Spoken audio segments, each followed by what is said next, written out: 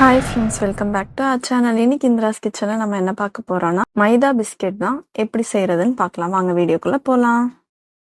அரை கப் அளவுக்கு சர்க்கரை எடுத்துக்கோங்க. அதை நல்லா பவுடர் பண்ணி நல்லா நைஸாக அரைச்சி எடுத்து வச்சுக்கோங்க. ஒரு பவுல் எடுத்துட்டு 1.5 கப் மைதா மாவை ஆட் பண்ணிக்கோங்க.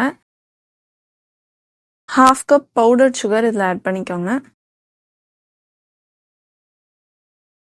3 டேபிள் ஸ்பூன் நெய் ஆட் பண்ணிக்கோங்க.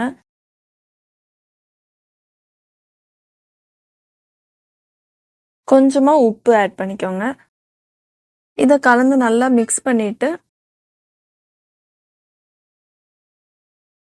கொஞ்சம் கொஞ்சமாக தண்ணி சேர்த்து சப்பாத்தி மாவு பதத்துக்கு எடுத்துட்டு வந்துடணும்.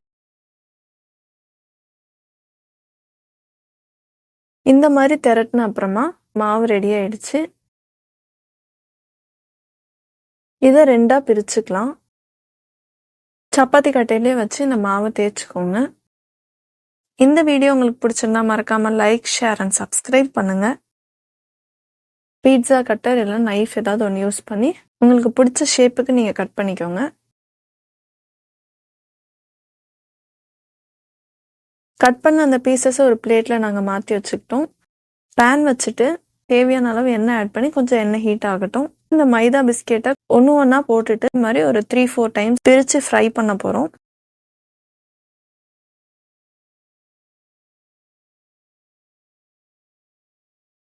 கலர் ரெடி ஆயிடுச்சு. தனியாக எடுத்து வச்சுக்கலாம். டேஸ்டான மைதா பிஸ்கெட் நீங்களும் ட்ரை பண்ணி பாருங்கள். நெக்ஸ்ட் வீடியோவில் பார்க்கலாம்.